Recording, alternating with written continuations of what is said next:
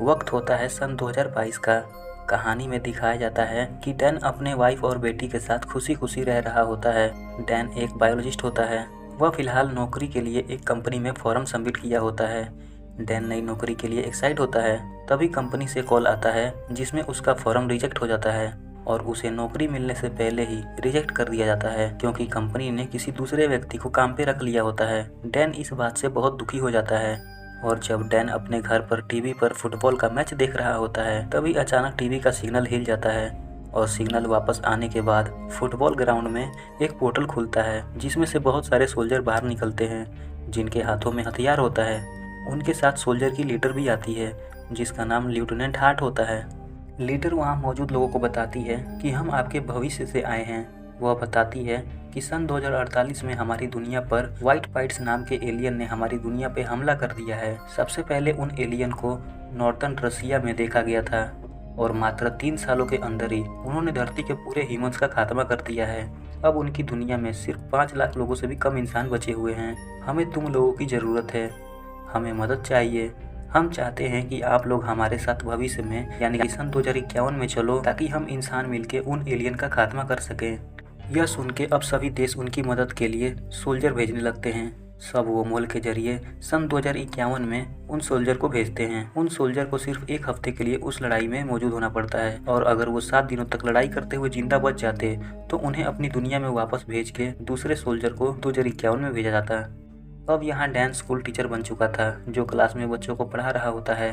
तभी उसके मोबाइल पर एक मैसेज आता है और उसे एक रिसर्च सेंटर में बुलाया जाता है और उसे बताया जाता है कि उसे भी भविष्य में एलियन से लड़ाई करने के लिए सिलेक्ट कर लिया गया है। डैन को पूरी तरह चेक करने के बाद उसके हाथ पे एक डिवाइस लगा दिया जाता है और कहते हैं इस डिवाइस के जरिए तुमको ट्रैक कर सकते हैं और अगर तुम इसे निकालने की कोशिश की या इसे छेड़छाड़ करने की कोशिश भी की तो तुम्हें जेल में भेज दिया जाएगा और तुम 7 दिनों तक लड़ाई के बीच तुम जिंदा बच गए तो हम तुम्हें ट्रैक करके वापस ले आएंगे। भले ही डैन वह काम करना नहीं चाहता मगर उसके पास कोई दूसरा रास्ता नहीं था, उसे जाना ही पड़ेगा।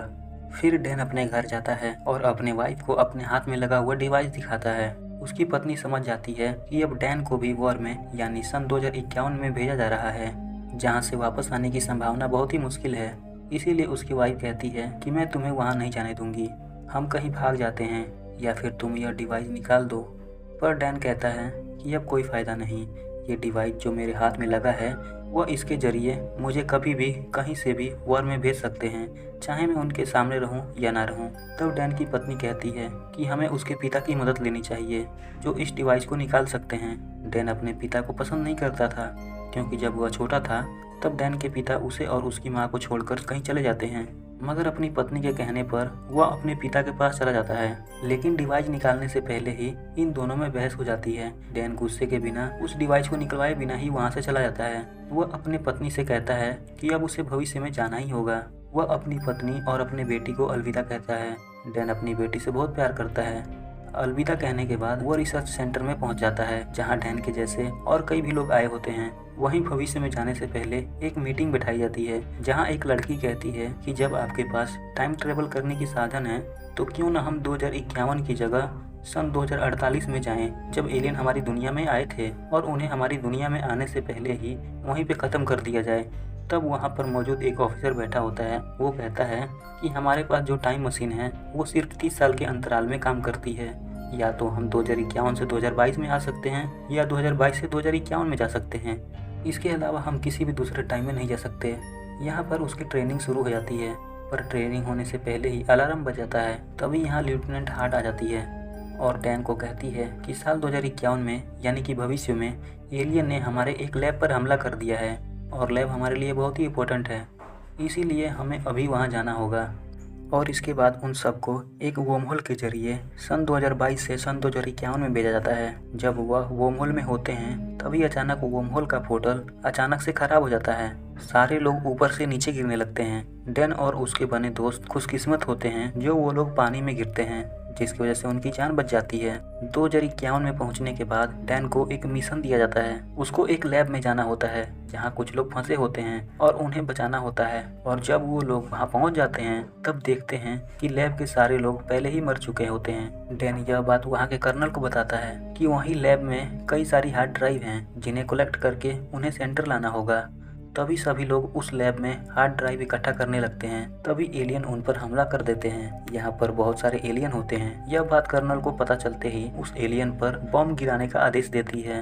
डैन और उनके साथियों को कुछ ही मिनट के अंदर खुद को एलियन से बचाते हुए वहाँ से निकलना होता है। वो लोग बम गिरने से पहले वहाँ से भाग जाते हैं। बमबारी वहाँ पे हो जाती है। बहुत सारे एलियन इस बमबारी में मर जाते हैं और एलियन के साथ डैन के साथी भी कुछ मर जाते हैं। डैन खुद बेहोश हो जाता है और जब उसे होश आता है तब वह खुद को एक कैंप में पाता है। और जब डैन कैंप से बाहर आता है तो देखता है कि उसके केवल 2 साथी ही जिंदा बचे हुए हैं।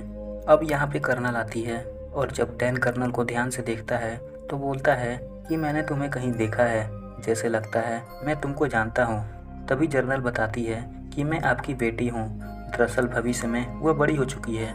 डैन उसे देखकर बहुत खुश होता है। उसे अपनी बेटी पे फख्र होता है कि आज वह भविष्य में एक जर्नल है। तभी जर्नल डैन को बताती है कि हमें फीमेल वाइट स्पाइट्स को किसी भी तरह पकड़ के यहाँ लाना होगा ताकि कोई तरीका निकाल के उन फीमेल एलियन के जरिए सभी वाइट स्पाइट्स को एक साथ मारा जा सके। वो अब एलियन को पकड़ने चले जाते हैं।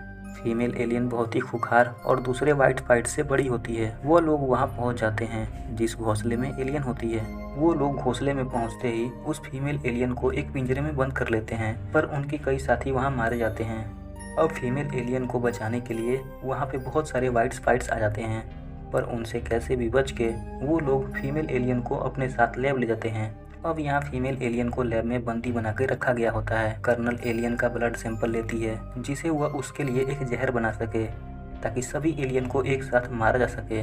बहुत प्रयास करने के बाद वह एक टॉक्सिन बना लेती है, लेकिन यहाँ इसके पास इतने रिसोर्सेस नहीं होते हैं जिससे वह इस सैंपल के बहुत सारे सैंपल बना सके, यानी उन्हें बहुत सारी दवा की ज़रूरत होगी। इसलिए कर्नल अपने पिता से कहती है कि अब आपको वापस सैंपल लेके 2022 में जाना होगा ताकि 2022 में उस सैंपल से बहुत सारी दवा बना सके और दवा बना के आपको 2051 में वापस आना होगा ताकि हम एलियन को ख़त्म कर सकें।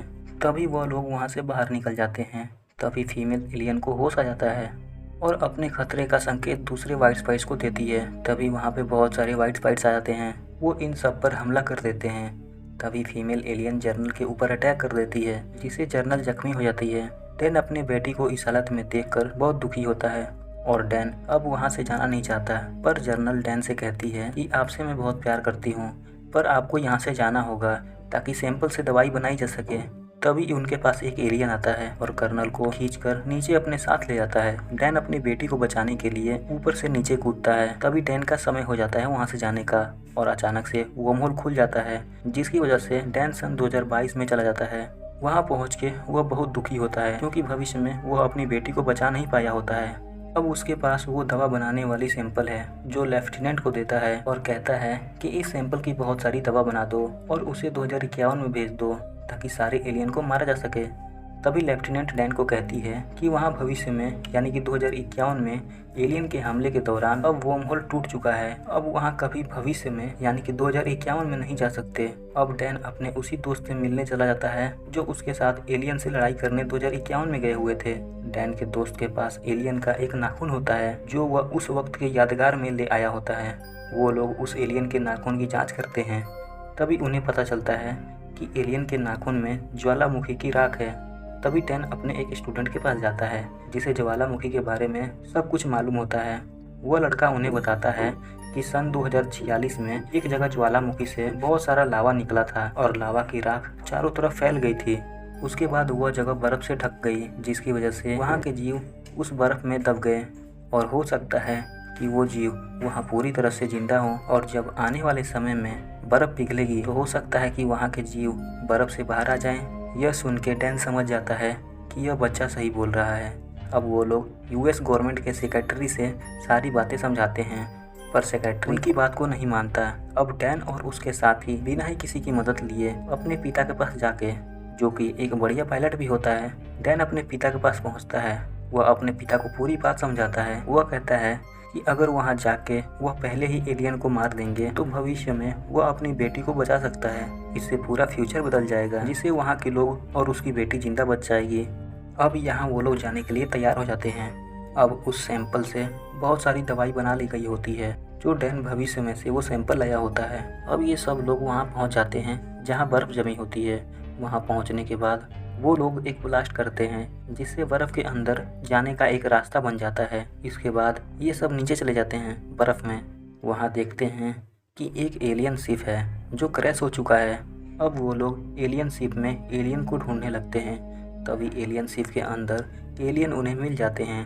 अब वे लोग उस दवा से सारे एलियन को मार गिराते हैं कि तभी कुछ एलियन होश में आ जाते हैं और एक एलियन शिप से बाहर चला जाता है। उधर डैन और उसके पिता उस एलियन को मारने बाहर चले जाते हैं और शिप में मौजूद एक इंसान उस शिप को बम से उड़ा देता है जिसके अंदर मौजूद सारे एलियन मारे जाते हैं। पर अभी भी एक एलियन बाहर होता है। डैन और उसके पिता उस एलियन से लड़ाई करते हैं और अंत में डैन उस दवा से एलियन को मार गिराता है। डैन अब खुश होता है क्योंकि भविष्य की अपनी बेटी को उसने बचा लिया होता है और कहानी यहीं पे समाप्त हो जाती है। ऐसे ही मज़ेदार वीडियो देखने के लिए चैनल को सब्सक्राइब करें और वीडियो को लाइक करना ना भूलें।